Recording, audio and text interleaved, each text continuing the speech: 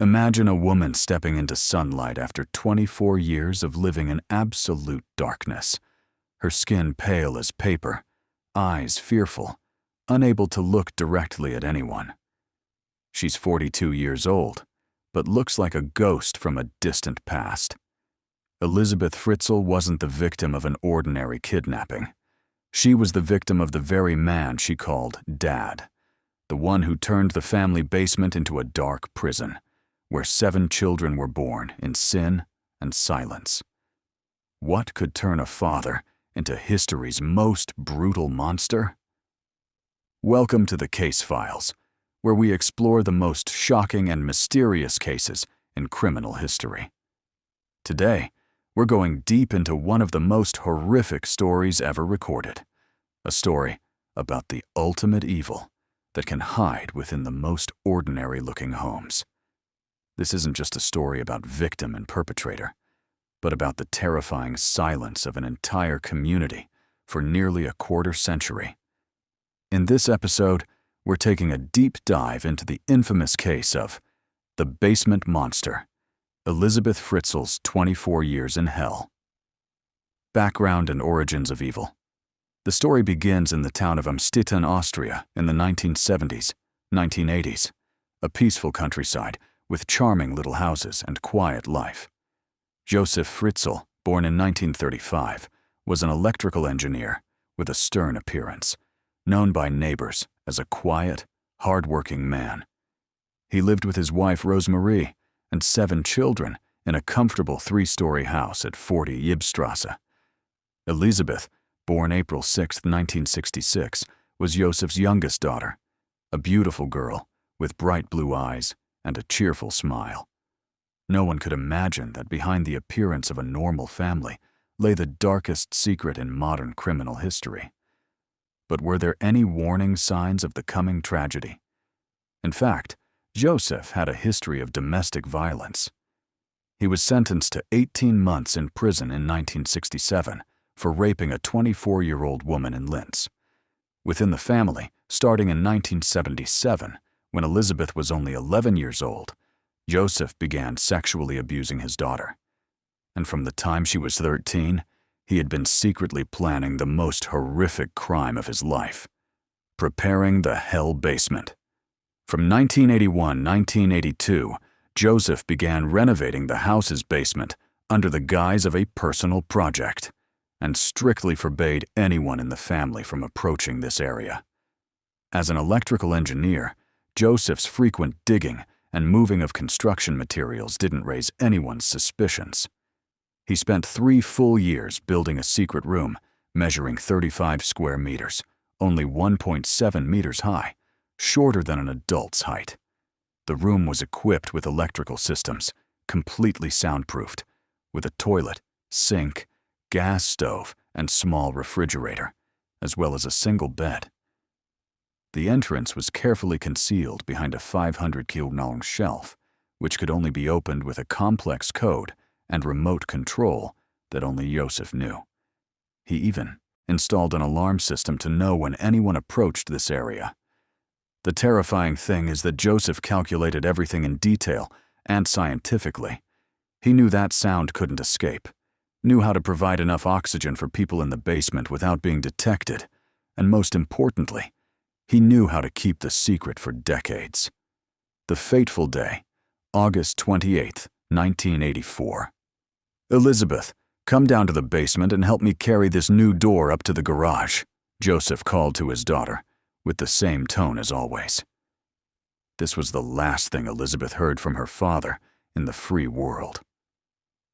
Elisabeth, then 18 years old and just graduated from high school, was always an obedient child, never suspecting anything when she followed her father down to the basement. She was dreaming of becoming a college student and having a bright future ahead. When Elisabeth bent down to hold the door, Josef suddenly pressed an ether-soaked cloth to her face. The 18-year-old girl only managed to struggle for a few seconds, trying to call for help, but no one could hear her in the soundproof basement, before losing consciousness completely. Josef dragged his daughter into the secret room he had prepared for 3 years, a place that would become Elisabeth's prison for the next 24 years, 8,516 days of her life. When Elisabeth woke up, she found herself lying on an old bed in a dark, damp room, reeking of foul odors. Her hands were tied tightly to a metal pole, only able to move within half a meter. This was the moment her life was split in two. Before and after August 28, 1984. The perfect cover-up plan. Right after Elisabeth disappeared, Josef appeared before his wife and children with a convincing look of panic, saying he couldn't find Elisabeth anywhere. He pretended to be worried, searched everywhere, and encouraged the family to call the police. Rose Marie, the kind mother who trusted her husband completely, panicked completely. She couldn't believe her daughter could disappear without a trace. Police were notified and began investigating, but found no clues. A month later, Josef brought a handwritten letter to the police station, supposedly from Elisabeth. In the letter, she said that because she was so tired of family life and pressure from her father, she had decided to run away to join a religious organization. She wrote, "Please don't look for me anymore. I've found a new life and am happier." Josef even played the role of a suffering father in front of the police, saying that Elisabeth had mentioned wanting to join some sect because she felt life at home was too suffocating. He also expressed concern that his daughter might be exploited by extreme religious organizations. In reality, this was the letter Josef forced Elisabeth to write in the basement, with a pen and old paper. The police, having no other evidence, and seeing the handwriting looked like Elisabeth's, had to believe his testimony and closed the case file after a few months of investigation. The first days in hell. In the first days of captivity, Elisabeth lived in absolute terror. She was tied tightly to a metal pole, only able to move within half a meter. The room was dark, damp, without adequate ventilation. Foul odors filled the air everywhere, and rats scurried in the dark corners. Josef coldly warned Elisabeth, "This place has poison gas traps and high-voltage electrical systems. If you dare break the door or scream, the poison gas will kill you instantly. And if you try to escape, I'll kill the whole family upstairs." Although these threats weren't real, in her panicked and desperate state, Elisabeth believed every word from the cruel man. On the second day after being imprisoned, Josef began his first rape. He wrapped a noose around her neck, tightening it whenever she resisted. Elisabeth tried to fight back, but was completely powerless against the strength and brutality of the man she once called Dad. In the early years, no words were exchanged between father and daughter. Josef only came 3 times a week during the day when his wife and other children weren't home, committed his depraved acts, abused her, then left like a wild animal. While life in absolute darkness, food and water were brought down 3 times a week, usually stale bread, few vegetables, and canned meat. Elisabeth lived in the worst conditions imaginable. No sunlight, suffocating air from poor ventilation, and constant fear that Josef could appear at any moment. She had no calendar, no clock, couldn't distinguish day from night. Time passed like an endless chain of dark days. Elisabeth began keeping notes on small pieces of paper to track time, counting each day by carving marks on the wall. At night, when Josef wasn't around, Elisabeth often heard the footsteps of family members above, her mother, siblings, and friends visiting. She knew normal life continued just a few meters away, but couldn't scream for help for fear Josef would carry out his threats. In the first year, Elisabeth tried to dig a tunnel with her bare hands to escape, but discovered that Josef had poured very thick concrete on all the walls. She even tried to break the door with simple tools, but the thick steel door and complex electronic lock made all efforts futile. The first 2 years and first pregnancy. After 2 years of imprisonment and continuous rape, Elisabeth discovered she was pregnant for the first time in 1986. Under conditions of severe malnutrition and extreme stress, she miscarried at 10 weeks. This was a double pain, losing the child and having to endure physical pain alone in the dark basement. Josef completely ignored his daughter's health condition. He even seemed annoyed that Elisabeth didn't complete the task and continued raping her, even while she was still recovering from the miscarriage.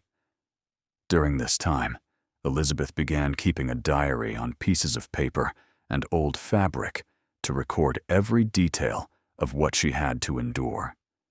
She hoped that one day, if she had a chance to escape, these records would be evidence to accuse Josef of his crimes. Kirsten is born, the first child. On August 30th, 1988, after more than 4 years of imprisonment, Elisabeth gave birth to her first child, a baby girl named Kirsten. The birth took place completely in the dark basement, with no doctor, no pain medication, only an old childbirth guidebook that Josef had given her 2 months earlier. Elisabeth, then 22 years old, had to cut the umbilical cord herself with a dull pair of scissors and bandage the wound with old cloth pieces. The scene of a young girl having to give birth alone under such harsh conditions is one of the most heartbreaking images in this entire case. Kirsten was born healthy, and this became the only ray of light in Elisabeth's life. She began to have a reason to live, to fight. Although the child was also imprisoned with her mother, Elisabeth was determined to do everything to protect and raise her child in the best conditions possible. The heartbreaking thing is that Kirsten would live her first 19 years in this basement, not knowing what the outside world looked like, only knowing light from the dim electric lamp and sounds from the small TV that Josef brought down. The next children. On February 1990, Elisabeth gave birth to Stefan, her first son. This time, the birth was slightly easier because Elisabeth had experience, but still under conditions of deprivation and extreme pain. Stefan was born healthy and became Kirsten's first friend. The two children grew up in this strange world, only knowing the 35-square-meter basement, their mother, Elisabeth, and occasionally the frightening appearance of the big man they didn't know was their biological father. Elisabeth tried her best to create a normal world for her children. She taught them to speak, read, write by the dim light from the single lamp.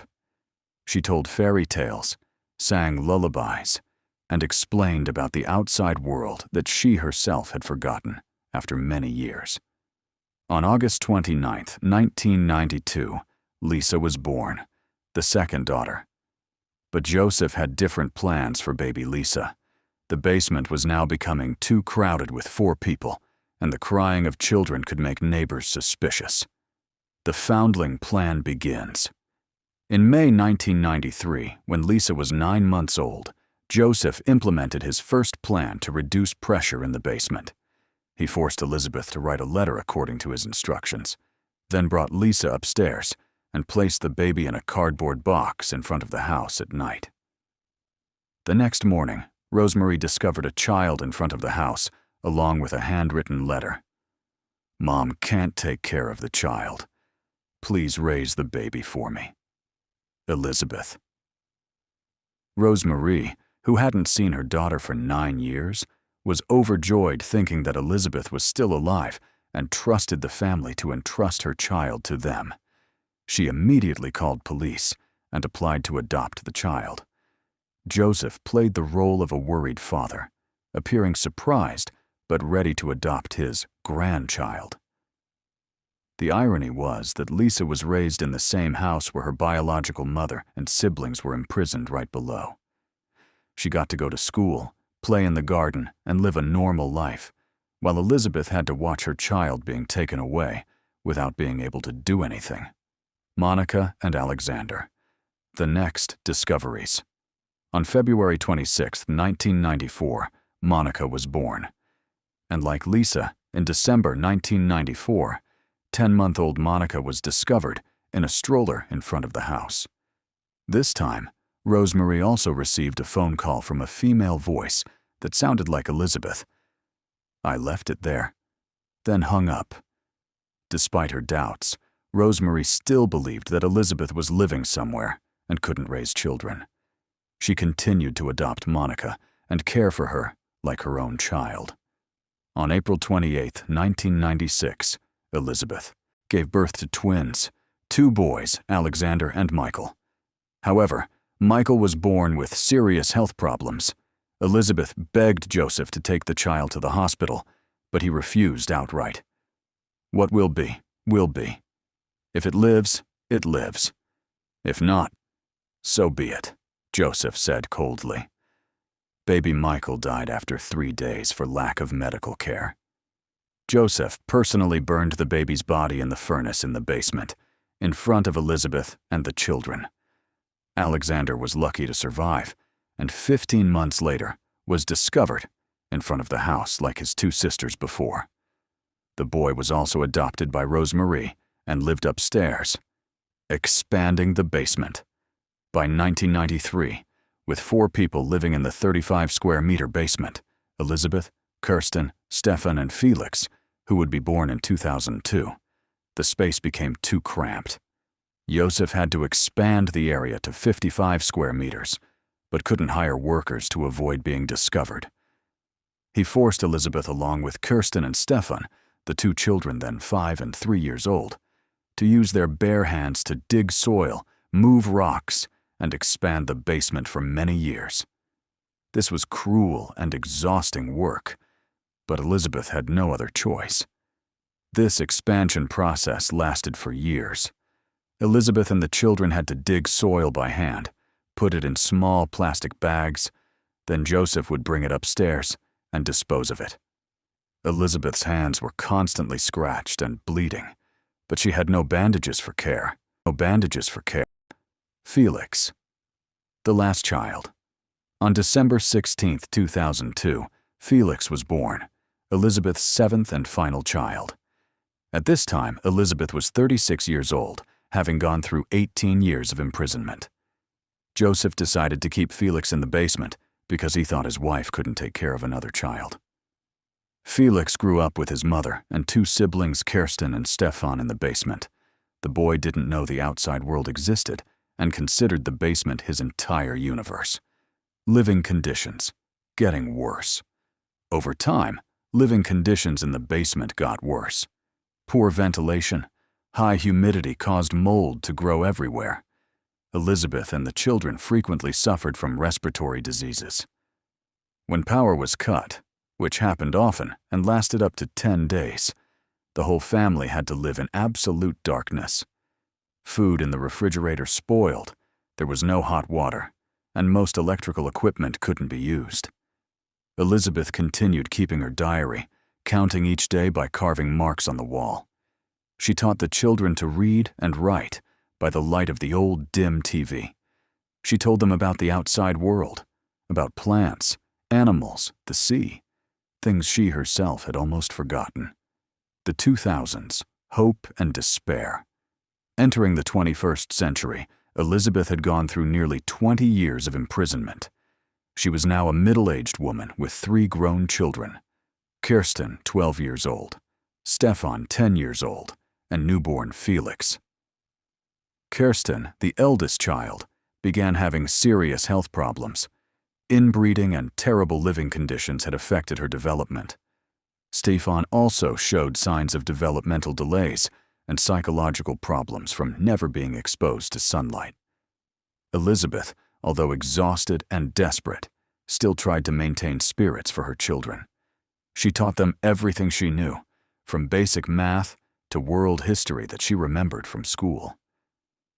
Josef continued raping Elisabeth regularly, although she was 40 years old and in poor health. It's estimated that over 24 years, Elisabeth was raped more than 3,000 times, a horrific number that's hard for anyone to imagine. Normal. Life above. While Elisabeth and 3 children were imprisoned in the basement, the Fritzl family life above continued normally. Rosemarie cared for the 3 adopted grandchildren, Lisa, Monica, and Alexander, like her own children.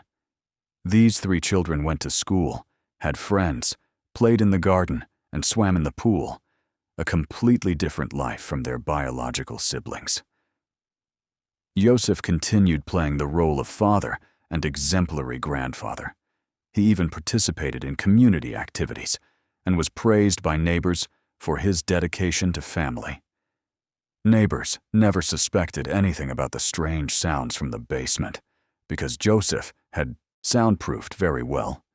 Occasionally there were machine noises or hammering sounds, but everyone thought those were normal repair projects of a retired electrical engineer. 2008, the fatal illness.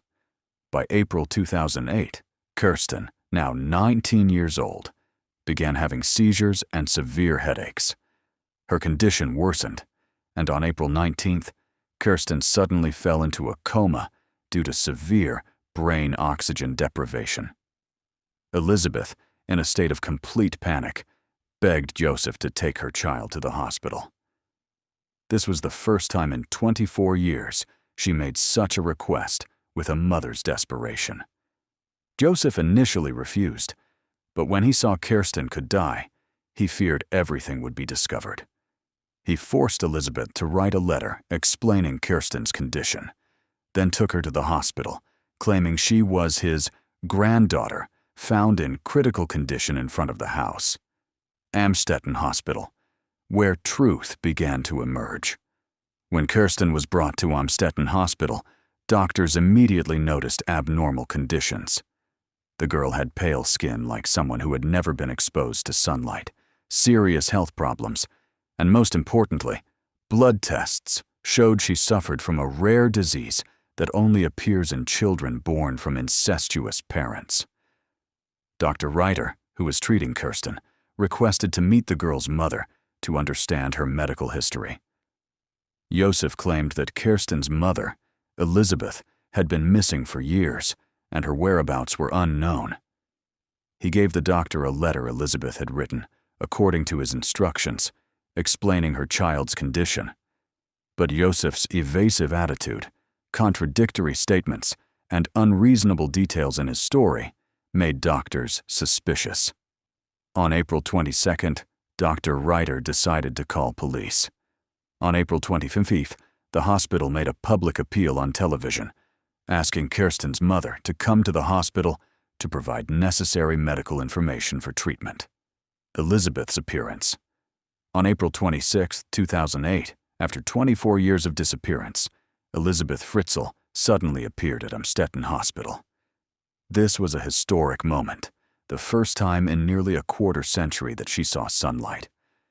Elisabeth appeared with her 2 sons, Stefan, 18 years old, and Felix, 5 years old, 2 children who had never seen the outside world. All 3 looked sickly, pale and frightened by everything around them. Josef, when he saw Elisabeth appear, had prepared a story that his daughter had decided to return after years of wandering. But Elisabeth's fearful attitude when seeing her father and the way she clung to her children made medical staff suspicious. A doctor called police with suspicious information.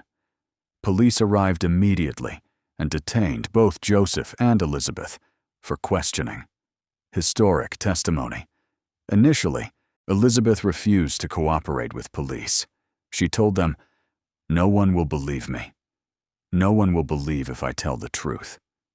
24 years of threats and psychological terror had made her lose all faith in anyone's ability to help her. Only when police promised to absolutely protect her and her children's safety, guaranteeing she would never have to see Josef again, did Elisabeth begin telling her story.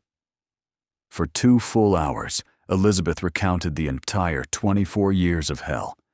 Being tricked into the basement, 8,216 days of imprisonment, more than 3,000 rapes, giving birth to 7 children in terrible conditions, Michael's death, and how Josef brought 3 other children upstairs to live.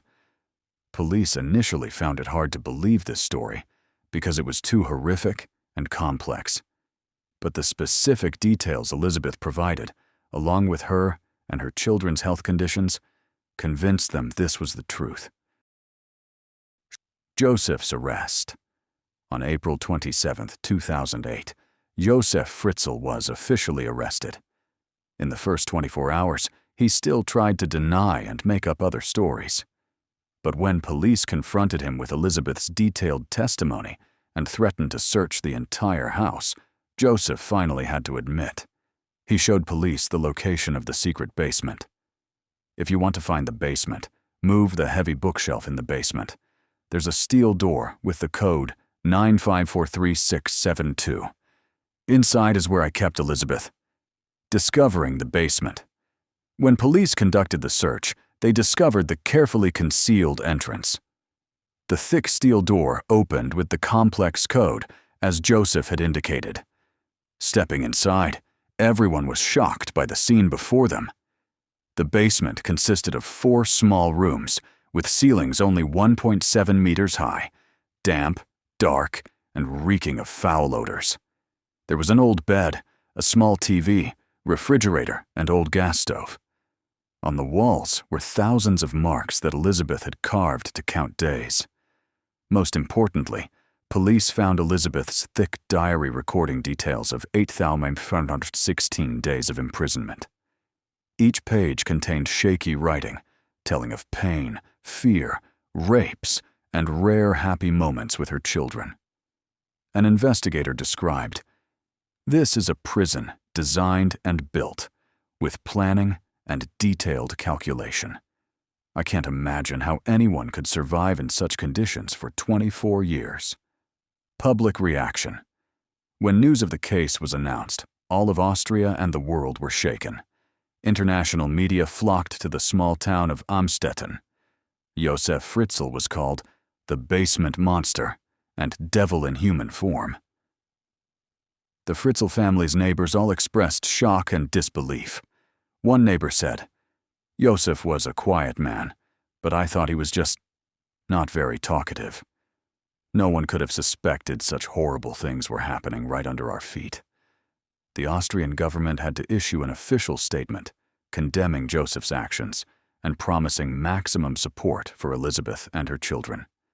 Prime Minister Alfred Gusenbauer said, "This is an abhorrent crime that cannot be forgiven. We will do everything to help the victims reintegrate into society." Rosemarie, the unfortunate wife, Rosemarie Fritzl, Josef's wife and Elisabeth's mother, fell into severe shock when learning the truth. Throughout 24 years, she had no idea about her husband's crimes and truly believed Elisabeth had run away. Police determined Rosemarie was completely innocent and also a victim of Josef. She had raised the 3 adopted grandchildren, Lisa, Monica, and Alexander, with genuine love, not knowing they were her own daughter's children. Upon learning the news, Rosemarie immediately filed for divorce and declared she was cutting all ties with Josef. She told police, "I lived with a monster for 52 years without knowing it. How can I forgive myself?" Many people questioned how Rosemarie could know nothing during 24 long years. However, Josef was very careful and psychologically manipulative. He always had reasonable explanations for everything. Noises from the basement were due to repairs, frequently bringing food down was for personal projects, and long absences were for work. Moreover, Josef was secretive and domineering. He forbade family members from approaching the basement, and anyone who didn't obey was threatened and abused by him. Rosemarie, after years of being suppressed by her husband, had gotten used to not asking questions and just obeying. Deeper investigation, terrifying discoveries. When police examined the basement more thoroughly, they discovered many more horrific details. In a dark corner of the basement were piles of ashes, remains of baby Michael, after being burned by Josef in the furnace. Investigators also found hundreds of audio cassettes and videos that Josef had recorded over the years. Some tapes recorded Elisabeth giving birth, times when she begged to take her children to the hospital, and even times when Josef abused her. Particularly noteworthy was a notebook where Josef kept meticulous records like a crime diary.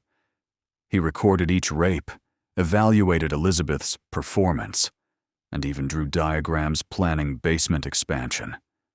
Psychological experts analyzed that Josef displayed all signs of a control freak. He not only wanted to possess Elisabeth physically, but also wanted to completely control her life and mind. The basement was not just a place of imprisonment, but also the kingdom he created to be Lord.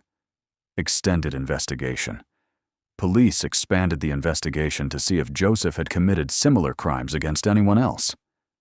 They discovered that in 1967, Josef had been sentenced to 18 months in prison for raping a 24-year-old woman in Linz. However, after being released, he seemed to have improved his behavior, at least in front of others. The scary thing is that Josef had planned this crime very early. Construction records showed he began renovating the basement in 1981, when Elisabeth was only 15 years old. This means he had secretly prepared for 3 years for the day he would kidnap his daughter. Legal experts considered this one of the longest planned cases in history.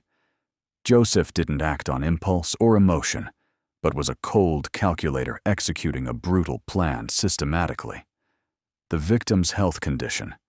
Elisabeth and her 3 children, Kirsten, Stefan, Felix, were all in alarming health conditions. Besides severe malnutrition and vitamin D deficiency from lack of sunlight exposure, they also suffered from many other ailments. Kirsten, besides brain oxygen deprivation leading to coma, also had bone and joint problems from inadequate exercise. Stefan suffered from intellectual developmental delays and difficulties in social communication. Felix, the youngest child, showed fear of everyone except his mother and 2 siblings.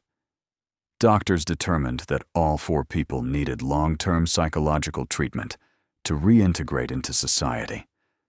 The most concerning thing was the children's psychology. They didn't understand the outside world and considered the 55-square-meter basement their entire universe. Elisabeth, despite being severely damaged physically and mentally, still showed amazing strength. She always put her children's safety and welfare first. Even during police interviews, she only worried about whether her children were being well cared for. The 3 children living normally. Lisa, 16 years old, Monica, 14 years old, and Alexander, 12 years old, the 3 children who were brought up to live with their grandparents, also had to face terrible psychological shock. In one night, they discovered that the mother they thought had abandoned them was actually imprisoned right below their feet, and the grandfather they loved was actually the most brutal criminal. Psychological experts said these 3 children could be psychologically affected no less severely than their siblings who lived in the basement. They had to face guilt for having lived happy lives while their mother and siblings endured hell, along with confusion about their identity and origins. The trial of the century. The trial of Josef Fritzl officially opened on March 16, 2009, at the court in St. Pölten. This was called the trial of the century due to its serious nature and international public attention. Josef was charged with 6 serious crimes: rape, unlawful imprisonment, incest, coercion, forcing acts against will, infanticide, murder for neglecting the newborn twin to death, and enslaving humans for years. He appeared in court in a black suit, covering his face with a blue folder to avoid camera lenses. Josef's attitude in court remained cold and arrogant, showing no remorse or shame. Initially, Josef admitted to rape, imprisonment, incest, and coercion, but denied murder and enslavement. He argued that Michael died from natural illness and that he had cared for Elisabeth and the children for 24 years. However, when the court played Elisabeth's video testimony detailing Michael's death and how Josef refused to take him to the hospital, along with evidence of terrible living conditions in the basement, Josef was forced to change his testimony. On the second day of trial, Josef suddenly changed his plea and admitted guilt to all 6 charges. He said, "I'm sorry. I don't want Elisabeth to have to come here and tell these painful stories again." However, many believe Josef only admitted guilt to prevent Elisabeth from having to testify in court, which could cause her further harm and possibly reduce the severity of the sentence. Life sentence.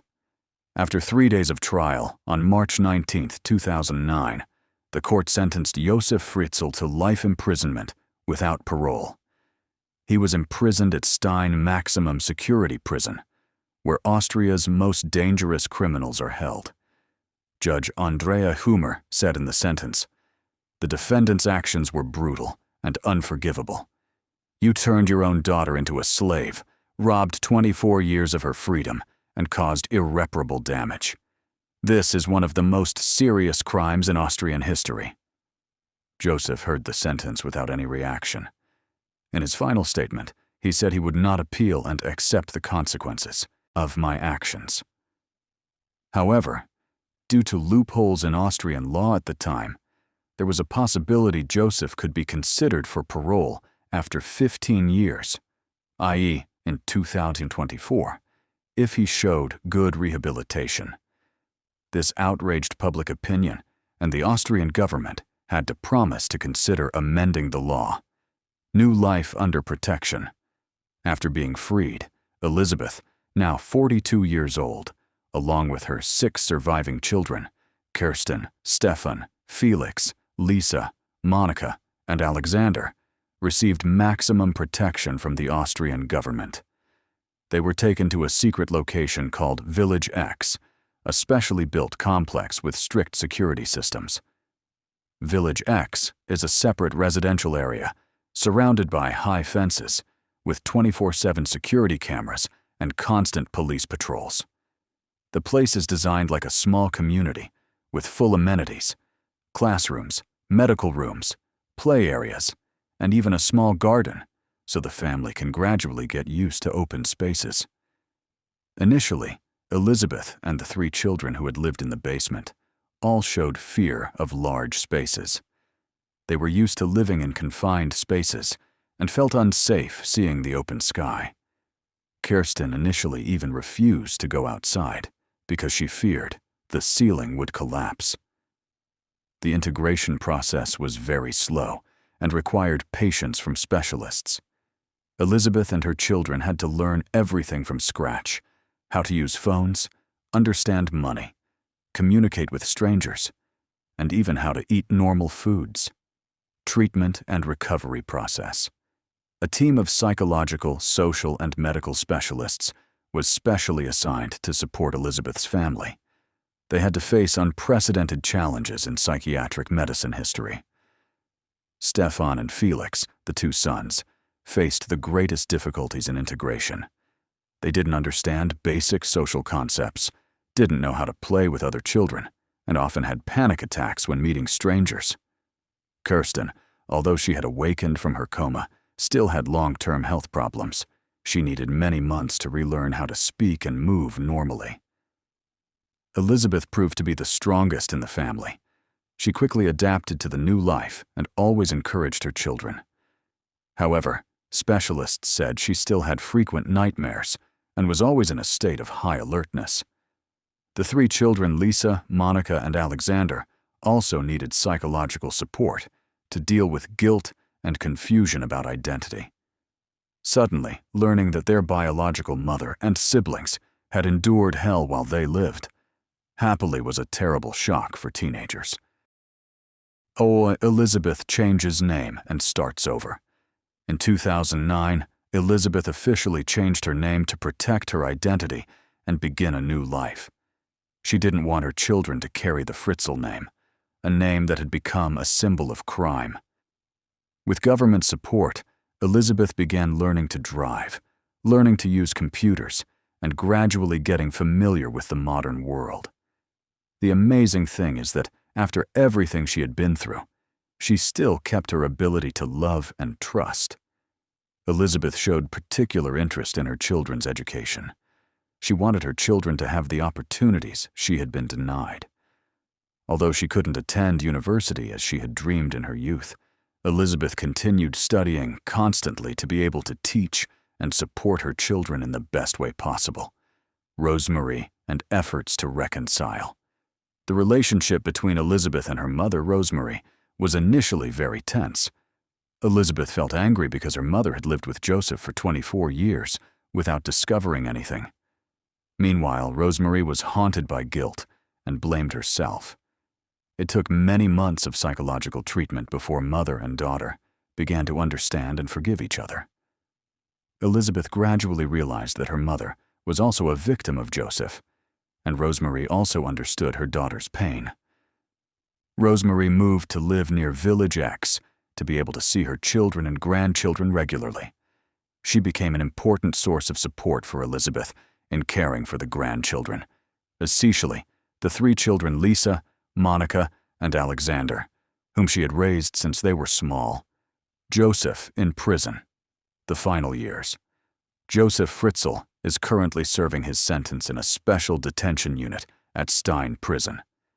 Initially, he was placed in the psychiatric ward, but was later transferred to the regular prison section when doctors determined he didn't have mental illness. There are reports that Josef changed his name to Josef Meyerhoff in prison and appeared to show remorse. However, psychological experts in the prison said this might just be a ploy to get his sentence reduced. In 2019, when Josef was 84 years old, there were reports that he showed signs of memory loss and intellectual decline.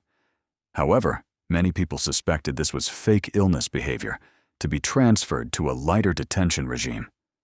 As of 2024, despite serving 15 years, the minimum time to consider parole, Josef still hasn't been released.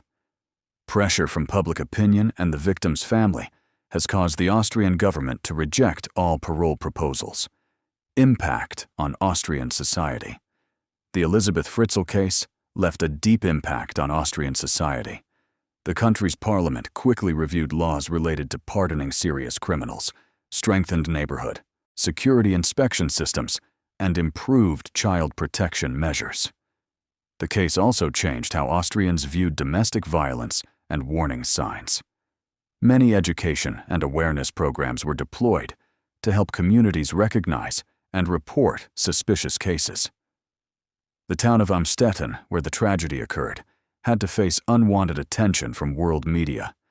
The house at 40 Ibstrasse was sold and completely renovated to erase traces of the dark past. Painful lessons. The Elisabeth Fritzl case reminds us that crime can hide in the most ordinary places, in families that seem ideal. Josef Fritzl, in the eyes of neighbors, was an exemplary father, a talented engineer, and a trustworthy man. The story also shows the amazing power of will to live and maternal love. Elisabeth, in the most desperate circumstances, never gave up and always tried to create the best possible environment for her children. She taught them to read and write, told stories, and conveyed love through her own fierce life force. The case also raises questions about community and social responsibility. Were there signs we could have recognized earlier? How do we protect the vulnerable from abusers who plan and use sophisticated tactics? The Elisabeth Fritzl case is not only a story about the most brutal crime in modern history, but also proof of humanity's extraordinary will to live. From the deepest darkness, Elisabeth stood up, carrying the courage of a mother, a brave woman who overcame all challenges. Josef Fritzl, the exemplary father in society's eyes, was actually a hidden monster who destroyed his own daughter's entire life and poisoned the souls of innocent children. He represents the ultimate evil that can hide beneath a mask of normalcy. But this very story also reminds us that love, hope, and will to live can exist even in the most desperate circumstances. Elisabeth not only survived, but also protected and nurtured her children, giving them knowledge and love throughout 24 years of hell. Today, Elisabeth and her children are gradually integrating into normal life. They have proven that humans can heal the deepest wounds and rebuild life from broken pieces. Always listen and care about those around you. Sometimes, a caring gesture, a concerned question, or simply paying attention to unusual signs can become the last ray of light for those living in darkness. If you or someone you know is facing domestic violence, remember that help is always available. Don't stay silent in the face of crime. Each of us can be a hero in someone's story. Thank you for following the case files and listening to this painful but inspiring story. Please share to raise community awareness about hidden crimes and the importance of protecting each other. Don't forget to subscribe to the channel and hit the notification bell so you don't miss other intriguing cases. We'll meet again in the next episode with another story about the resilience of the human spirit in the face of adversity.